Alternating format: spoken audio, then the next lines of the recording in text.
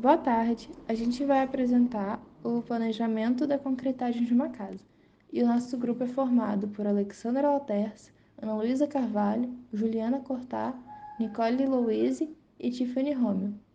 Bom, a gente vai começar apresentando o projeto, em seguida a gente vai apresentar os elementos construtivos dele, o volume do concreto usado e em seguida a gente passa para o concreto betonado, uma breve apresentação e aí a quantidade de agregados usada neles e o traço.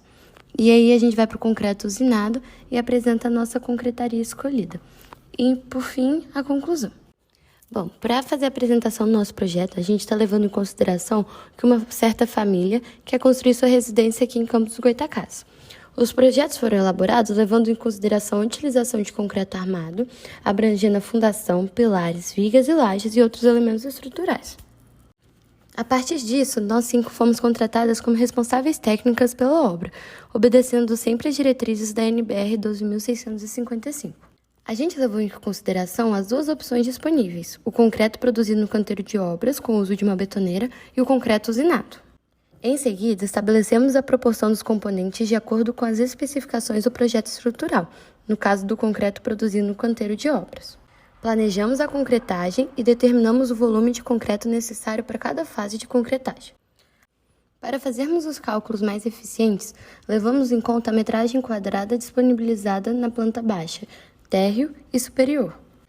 Também nos foi disponibilizada as fachadas laterais, principal, dos fundos e a perspectiva. E por fim, o corte AA, o corte BB, vista da sala de estar e vista de uma suíte. Os construtivos usados na obra. Essa é a quantidade de cada elemento que vamos usar em obra e o volume de concreto usado em cada etapa. Nós temos 26 sapatas, 26 pilares de fundação,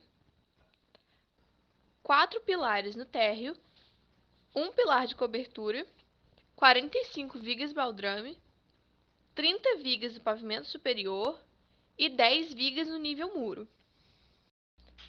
Já para os volumes, eles foram separados e listados de acordo com os níveis e com a ordem de concretagem. A sapata possui 6,29 metros cúbicos. O pilar de fundação possui 0,819 metros cúbicos. A viga baldrame, 5,15 metros cúbicos. O pilar térreo, 2,999 metros cúbicos. O contrapiso, 9,41. A viga nível muro, 0,70 metros cúbicos. O pilar do pavimento superior, 2,18 metros cúbicos. A laje do pavimento superior, 5,774 metros cúbicos. A viga do pavimento superior, 3,27 metros cúbicos.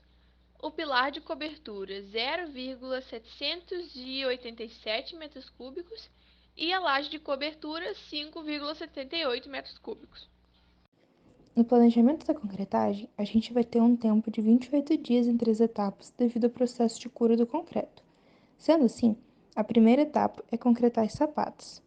Depois, vão ser concretados os pilares de fundação. E isso vai ser feito em obra, pois não atinge a quantidade mínima que é vendida pela usina. Em seguida, será feita a concretagem das vigas baldrame, depois do pilar térreo, depois contrapiso, que vai ser concretado junto com as vigas nível muro, para poder atingir o valor mínimo que é vendido pela concreteira. Depois, vai ser feita a concretagem dos pilares do pavimento superior, a laje do pavimento superior, as vigas do pavimento superior e, por fim, o pilar de cobertura com a laje da cobertura, para poder atingir também o mínimo vendido. Concreto betonado. De um modo geral, a betoneira é um equipamento essencial que desempenha um papel fundamental na preparação adequada de materiais usados na construção, sendo classificada como um dispositivo de mistura. Na indústria da construção, os principais produtos que resultam do uso da betoneira incluem o próprio concreto e a argamassa. Para alcançar esses resultados, é comum utilizar água, areia, pedra britada e cimento. Um aspecto notável das betoneiras é que a sua utilidade abrange várias etapas e áreas das obras civis, já que o concreto e a argamassa são componentes fundamentais presentes em todos os estágios da construção, desde o início até a conclusão do projeto. Aqui a gente tem o cálculo do traço do concreto. O traço do concreto é o cálculo para saber as quantidades de cada agregado, que são areia, brita e cimento. Aqui a gente usou uma areia de módulo de finura 2,4 e massa unitária de 1.500 kg por metro cúbico. E a dimensão máxima da brita que a gente escolheu é 19 milímetros, com a massa unitária de 1.450 kg por metro cúbico. O cimento utilizado será o CP3-32, resistente a sulfato, com massa unitária de 3.100 kg por metro cúbico. O teste de slump teve como resultado um abatimento de 70, mais ou menos 10 milímetros, e a resistência à compressão de 20 MPa. O concreto foi produzido na condição B, tendo como resultado 5,5 MP. Na etapa 1, é feito o cálculo de resistência de dosagem baseado nos 28 dias de cura do concreto, e o resultado foi 29,1 MPa. Na etapa 2, é feita a relação cimento e água e é baseado no gráfico da curva de Abrams. Nesse gráfico, a gente vai analisar a resistência normal do cimento aos 28 dias e a resistência à compressão do concreto aos 28 dias, que nesse caso foi 29, e a resistência normal do cimento, 32. E aí, como resultado, teve 0,53. Na etapa 3 é calculado o consumo de materiais. O da água é visto a partir do resultado do slump test e a dimensão máxima da brita, e vendo na tabela o resultado de 200 litros. No cimento, a gente vai usar a relação água-cimento para fazer o cálculo, e o resultado foi de 377,3 quilos. A brita, a gente se baseia nas propriedades dela e observa a tabela, e a relação resultou em 1.029,5 kg, já que ela tem 19 milímetros de dimensão máxima e a areia tem um módulo de finura de 2,4. A areia, a gente se baseia na massa unitária e a relação resultou em um volume de 0,3 metros cúbicos, e o consumo de agregado médio é 795. Na etapa 4, é calculado o traço baseado nas informações adquiridas nas etapas anteriores, que resultou em 1 kg de cimento para 2,107 kg de agregado miúdo, 2,728 kg de agregado graúdo e 0,53 kg de água, na condição B. Isso tudo pensando para um saco de cimento de 50 kg, fica 105,35 kg de areia para 136,4 kg de agregado graúdo, a brita, 26,5 kg de água. Já em volume, é um saco de cimento para 0,0702 metros cúbicos de areia, 0,0940 metros cúbicos de brita e 0,0265 metros cúbicos de água. Agora pensando em volume em padiola, para facilitar na obra, em uma padiola de 35 cm por 45 cm e a altura se calcular, conseguimos chegar nos resultados do volume de cada elemento do concreto. Dividindo o volume da areia pela multiplicação das laterais da padiola, é encontrada a altura necessária da areia, que é 44,6 centímetros de altura. Fazendo o mesmo cálculo com as propriedades da brita, a altura de agregado graúdo necessário é 59,7 centímetros, e a quantidade da água é de 26,5 litros, medindo pelo balde na obra. De acordo com o traço, a gente vai calcular a quantidade dos agregados. O traço ele vale para 1 metro cúbico, então a gente vai pegar o volume de cada parte e fazer uma regra de 3 para descobrir essas quantidades. O volume total da sapata é de 6,29 metros cúbicos, e para ela vão ser utilizados 6,29 sacos de cimento, aproximadamente 0,442 metros cúbicos de areia, 0,67 metros cúbicos de água e 0,629 metros cúbicos de brita.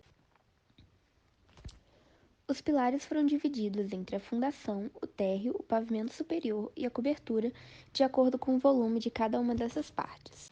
O volume dos pilares na fundação é de 0,819 metros cúbicos. São usados 0,819 sacos de cimento, 0,0575 metros cúbicos de areia, 0,0769 metros cúbicos de brita e 0,0217 metros cúbicos de água. O volume dos pilares no térreo é de 2,999 metros cúbicos e ele usa 2,999 sacos de cimento, 0,2105 metros cúbicos de areia, 0,282 metros cúbicos de brita e 0,0795 metros cúbicos de água. No pavimento superior, o volume é de 2,018 metros cúbicos e usa 2,018 sacos de cimento, 0,1417 metros cúbicos de areia, 0,1897 metros cúbicos de brita e 0,0535 metros cúbicos de água. E na cobertura, o volume dos pilares é de 0,787 metros cúbicos e é usado 0,787 sacos de cimento, 0,0552 metros cúbicos de areia, 0,0739 metros cúbicos de brita e 0,0208 metros cúbicos de água. O volume da laje do pavimento superior é de 5,744 metros cúbicos e são usados 5,744 sacos de cimento, 0,403 metros cúbicos de areia, 0,539 metros cúbicos de brita e 0,152 metros cúbicos de água. Na laje de cobertura, o volume é de 5,78 metros cúbicos e usa 5,78 sacos de cimento, 0,4057 metros cúbicos de areia, 0,543 metros cúbicos de brita e 0,153 metros cúbicos de água. O que é o concreto usinado? Em primeiro lugar, é fundamental enfatizar que a característica fundamental que o diferencia de outros tipos é o processo chamado de dosagem centralizada. Isso quer dizer que ele é completamente preparado e misturado em uma usina de concreto e, posteriormente, transportado para o local de obra, pronto para ser usado. É comum o concreto usinado ser injetado por meio de mangueiras, diretamente na área de aplicação, já que sua composição é mais fluida em comparação com o concreto convencional. A expressão concreto usinado descreve a substância resultante da mistura de cimento, água, areia, brita e aditivos. Essa combinação é feita por empresas que utilizam equipamentos especializados, garantindo o controle preciso das proporções e da mistura dos materiais, o que resulta em um concreto de alta qualidade. Nós entramos em contato com a concreteira ACMix devido ao seu melhor custo-benefício. O valor mínimo do concreto usinado é 1 metro cúbico, mais o frete. O valor à vista fica R$ 446, parcelado uma vez fica R$ 471 e em 18 vezes fica R$ 489, e esse é o valor sem a bomba. E o valor da bomba é R$ 1.000, o aluguel. Vantagens do concreto usinado. Uma das suas vantagens é a redução do número de trabalhadores na obra. É a redução da necessidade de mão de obra no local de construção durante sua aplicação. Sendo assim, outra vantagem é a maior agilidade e produtividade no canteiro de obras, porque uma menor quantidade de pessoas no canteiro resulta em uma obra mais organizada. E com menos pessoas, tem menos desordem e maior eficiência no canteiro de obras. Outra vantagem é o investimento, porque além de aumentar a produtividade e otimizar o uso de recursos, ela oferece uma garantia estrutural mais sólida. As desvantagens do concreto usinado. Uma de suas desvantagens é a disponibilidade de entrega, porque existe uma dependência da concreteira em relação a isso. Outra desvantagem são os atrasos na entrega, porque eles podem ocorrer imprevistos como engarrafamentos e problemas no trânsito, e existe um tempo em que esse concreto ele pode ser transportado e a sua qualidade não ser prejudicada. Mesmo que existam aditivos que aumentem esse tempo, é ainda uma desvantagem muito grande. Outra desvantagem é em relação à quantidade do material, que às vezes impossibilita ou dificulta o trabalho com pequenas quantidades. Por meio dos resultados obtidos dos cálculos apresentados, chegamos à conclusão que a melhor forma de prosseguir com a obra é fazendo a concretagem em partes. Uma parte com o concreto usinado e outras partes com o concreto feito em obra. Isso porque, devido às partes que não atingiram o volume mínimo exigido pela concreteira, usaremos o concreto feito em obra, e nas partes que foram além do volume mínimo, usaremos o concreto usinado. Isso pois o custo-benefício do concreto usinado vale mais a pena devido ao maior controle de qualidade,